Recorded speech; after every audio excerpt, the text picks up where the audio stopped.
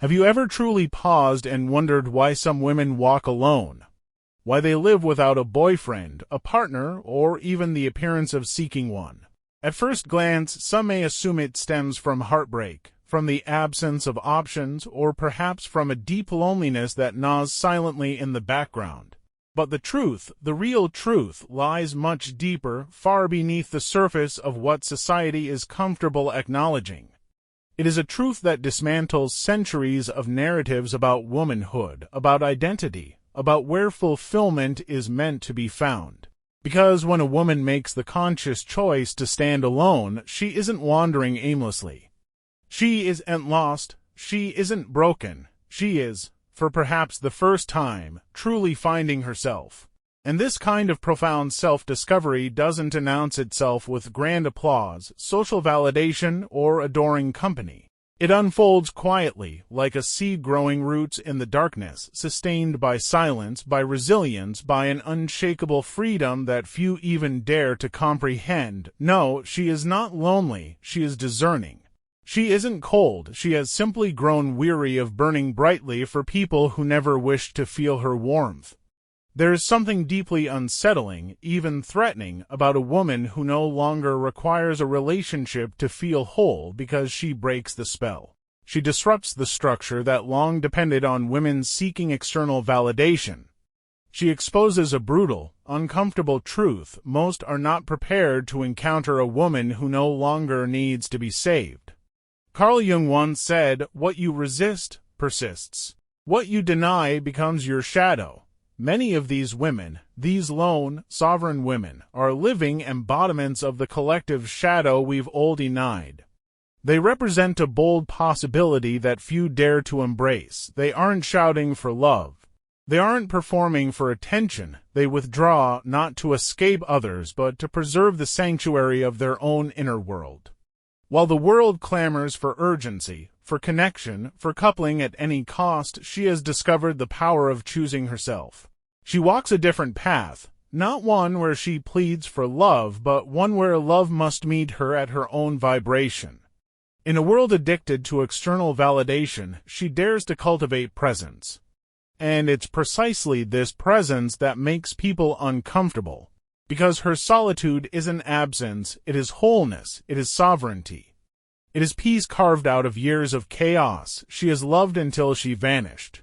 She has given until her cup ran dry. She has begged for crumbs that should have never been offered. And one day, something inside her awakened, not in a flash, but through countless disappointments that no longer wounded but instead instructed.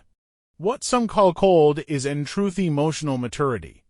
And maturity terrifies because it requires depth, presence, and truth.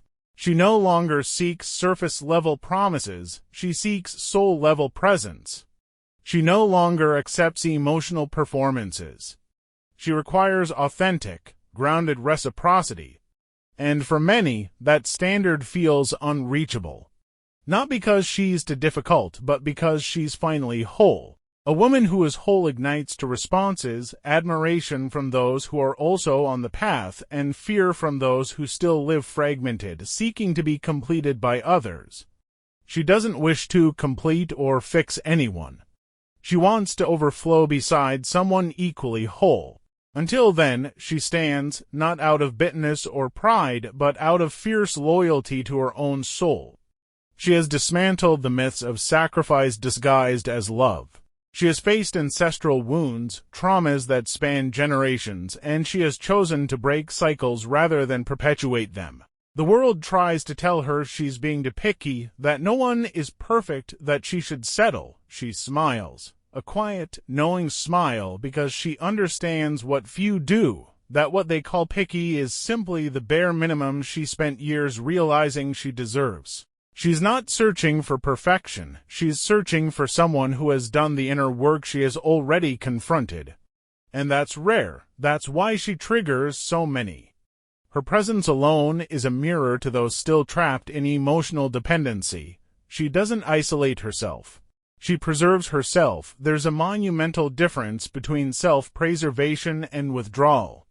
She doesn't reject love. She refuses to be consumed by love that diminishes. She's not unreachable. She simply no longer allows access to those who come with empty promises, rehearsed words, or shallow intentions. Her intuition is sharp. Her energy is discerning.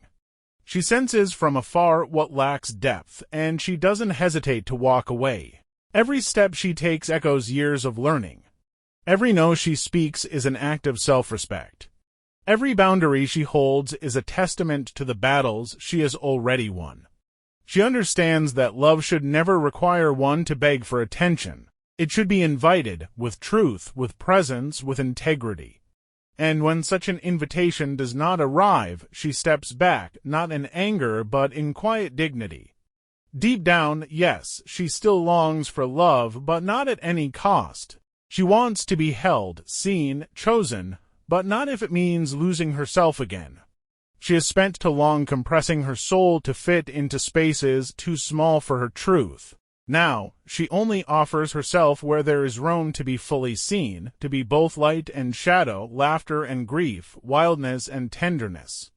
She doesn't seek fairy tales, she seeks soul alliances, partnerships where both can grow without one dimming so the other may shine. Many will call her intimidating, but in reality, she simply demands emotional responsibility, something many are not prepared to give. And if she remains alone today, it is not failure. It is choice, it is alignment, because real love is not a rescue mission. It is not salvation, it is celebration, a celebration that can only occur when both souls arrive already whole. When a woman like her walks into a room, something shifts. Not because she demands attention, but because her energy speaks before any word is uttered. That energy carries the weight of someone who has fought wars within and returned in peace, not because she eliminated fear, but because she made peace with its existence. Carl Jung said that true individuation is not about eliminating opposites, but integrating them. She embodies this integration. She has learned to live as both softness and steel, as both surrender and sovereignty. She no longer needs to fill voids with fleeting promises. She doesn't wait to be chosen. She is the one who chooses, and that reversal confounds a world still trying to control the feminine. This woman who lives alone is not waiting. She is becoming. She is not lonely. She is expanding. She is not bitter. She is clear. And in this clarity lies her greatest revolution. But the world, you see, doesn't like women like her. The world is still far more comfortable with a familiar story, the story of the woman who waits, who compromises, who molds herself into smaller shapes just to fit into someone else's fragile comfort zone. The woman who lives alone shatters that narrative. She dismantles the myth that a woman's worth is tied to whether she is desired. She deconstructs the illusion that love should arrive to complete her, or that her existence requires constant validation from someone else. She has discovered something dangerously liberating, her own enoughness. And that threatens every system built upon female dependency. The world keeps whispering, "You'll change your mind. You're just scared. You'll regret this one day." And yet she does not flinch because her silence holds a wisdom that loud voices cannot understand. She knows that to walk alone is not a rejection of love, but a preservation of her own alignment. She understands that many confuse compromise with sacrifice, that they've mistaken emptiness for freedom, that they call chaos passion and call addiction love. But she has unlearned those false lessons. She has learned, instead, to differentiate hunger from desire, to recognize the difference between needing someone and choosing someone. For a long time, she didn't know this. For years, like so many, she was trained to wait, to make herself small, to apologize for her standards, to shrink her voice in exchange for crumbs of attention. She remembers those nights of waiting for a call that never came, those moments when silence was louder than any rejection. But eventually, something inside of her broke. And it was in that breaking that she was reborn. Because real transformation never comes in comfort. It comes when the soul finally screams, "Enough." And when that moment arrived, she made a vow to herself: never again would she barter her peace for temporary company. Never again would she apologize for requiring depth, presence, and truth. This is why people find her intimidating, not because she demands too much, but because she no longer tolerates too little. Her standards are not high, they are healthy.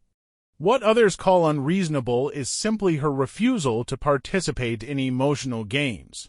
She wants love, but not just any love. She wants the kind of love that requires both people to have already met themselves first. The love that arrives not from emptiness, but from abundance. A connection that isn't rooted in rescuing, fixing, or completing each other, but in witnessing one another fully. She knows that this kind of love is rare, and that's why she's willing to wait. She would rather sit in silence than speak meaningless words. She would rather sleep alone than wake up next to someone who empties her soul. You see, her solitude is not empty. It is rich. It is full of reflection, of creation, of healing. It is where she faced every ghost that once haunted her, the childhood wounds, the ancestral patterns, the inherited traumas carried by generations of women before her. She has sat with her pain and made peace with it. She has stopped running from her shadows and embraced them as part of her wholeness. Carl Jung said, "Until you make the unconscious conscious, it will direct your life and you will call it fate." And that's exactly what she did. She turned inward. She stopped blaming fate. She stopped waiting for someone to save her. She became her own sanctuary. Her solitude became her teacher. In the quiet, she learned to hear herself again, to recognize her own voice beneath the noise of the world, to unlearn the stories she was taught about love, worth, and womanhood. And with each passing year, her roots grew deeper, not because life spared her from pain, but because she refused to let pain define her. Now, when she walks, she carries a presence that unsettles the fragile. Because people are not used to women who cannot be manipulated through fear of abandonment. They are not used to women who don't beg to be seen. They are not used to women who have learned that love is not earned through sacrifice, but shared through sovereignty. Her energy is not loud. It is not attention-seeking. It is not desperate to be understood. It simply is. And those who have not yet done their own inner work often cannot tolerate its weight. Because she no longer responds to empty words. She listens, yes, but she observes deeper. She reads the unsaid. She senses intention. She feels the undercurrent behind every interaction.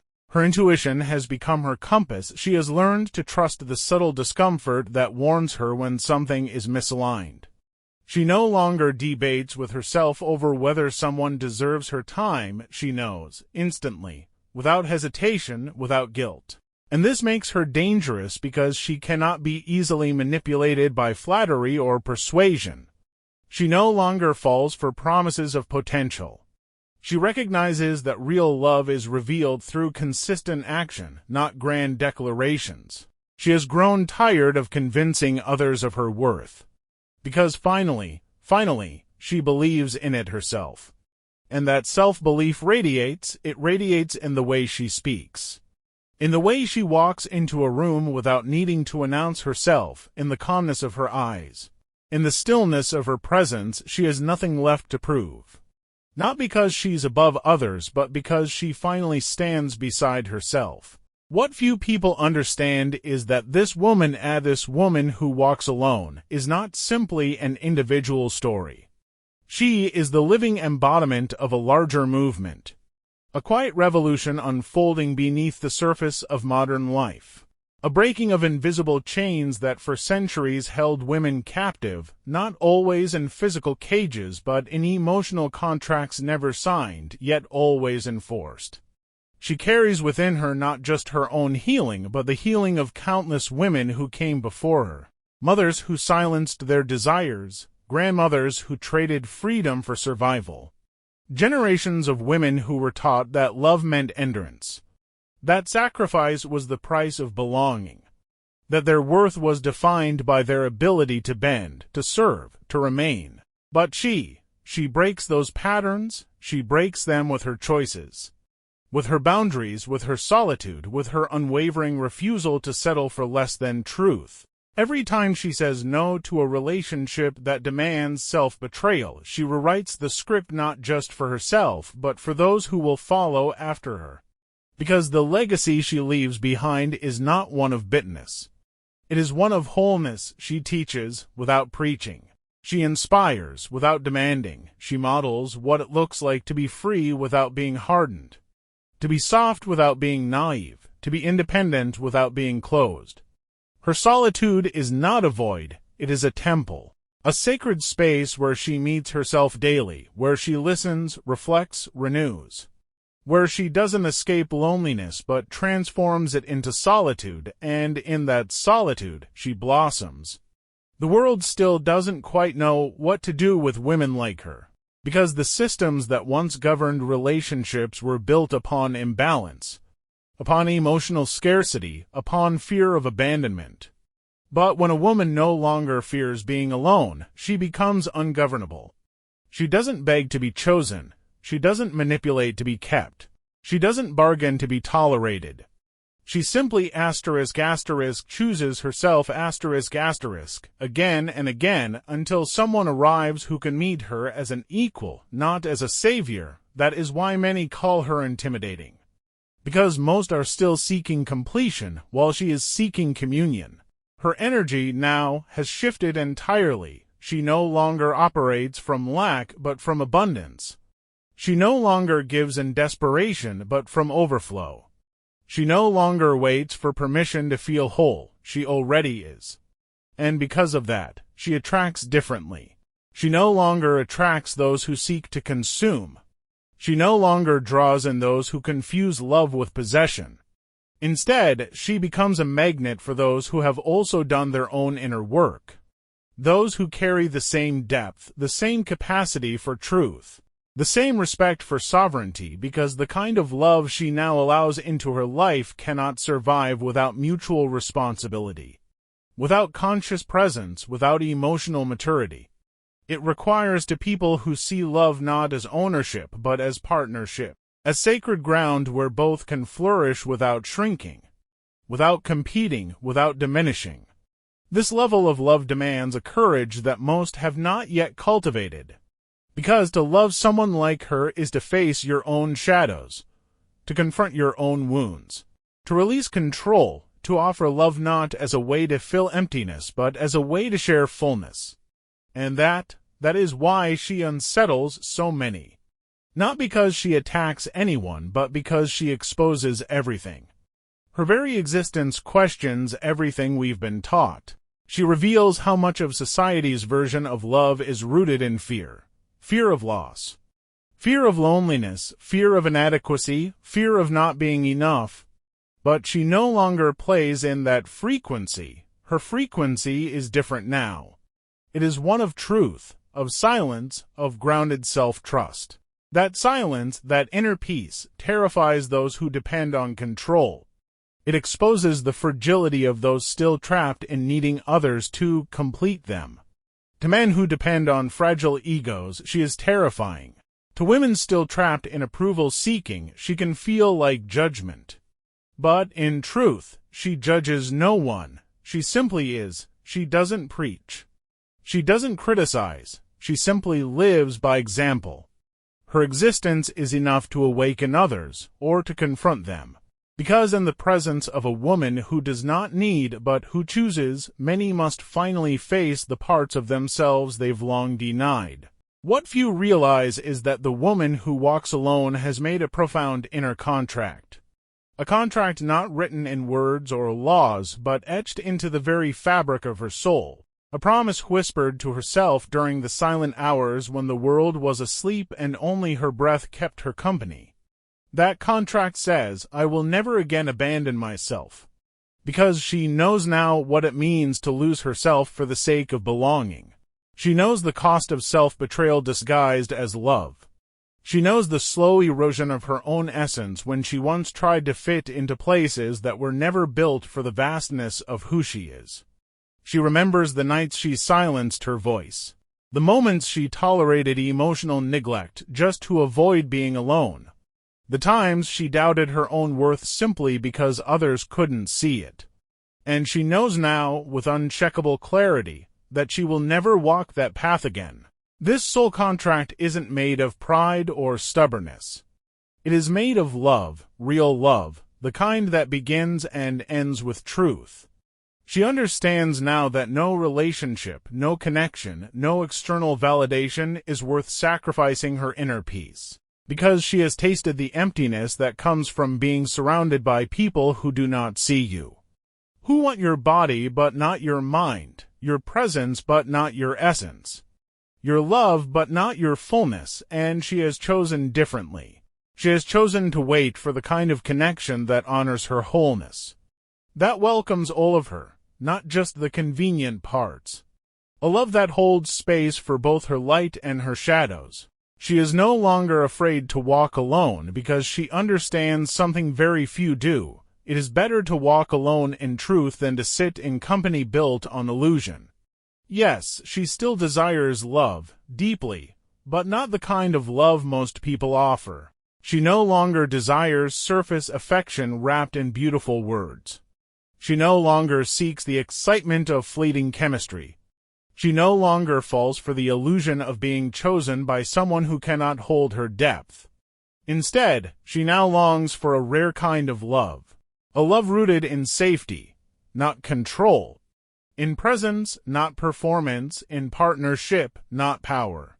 She desires a love where both souls have faced their own shadows, where neither seeks to rescue the other but both walk side by side in mutual sovereignty, where laughter flows freely but silence is equally sacred, where growth is not threatened but celebrated.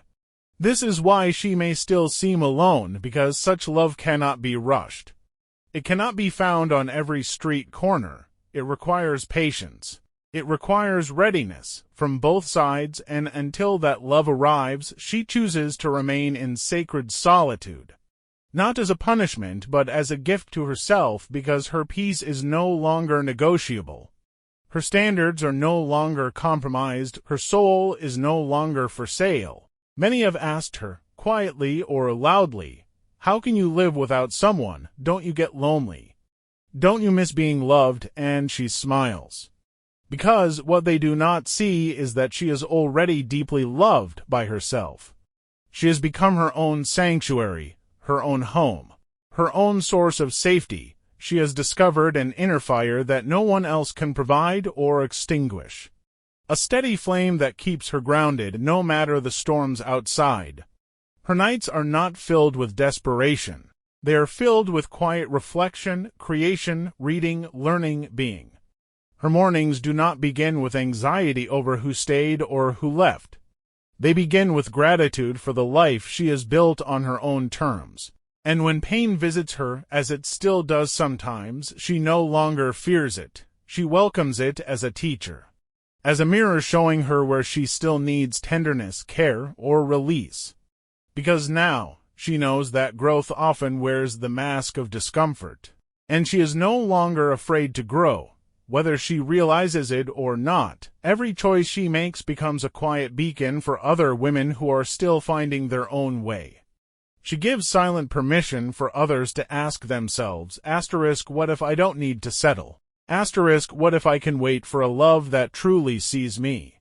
What if being alone is not failure but freedom?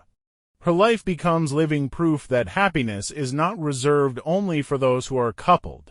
That worthiness is not dependent on who chooses you, but on how you choose yourself. And in this way, she plants seeds in the hearts of women everywhere.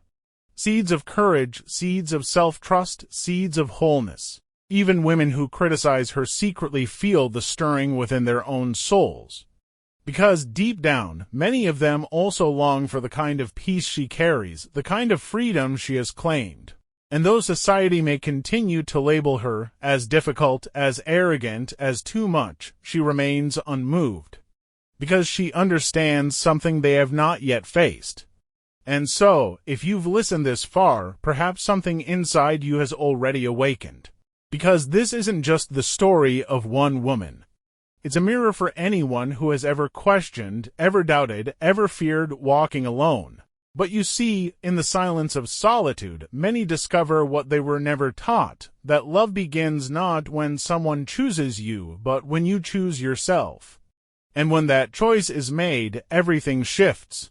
The need for approval fades, the fear of being alone dissolves, and what remains is freedom.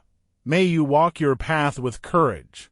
May you honor your own soul contract, and may you never again settle for anything less than truth, depth, and peace. Because in the end, the most sacred relationship you will ever have is with yourself.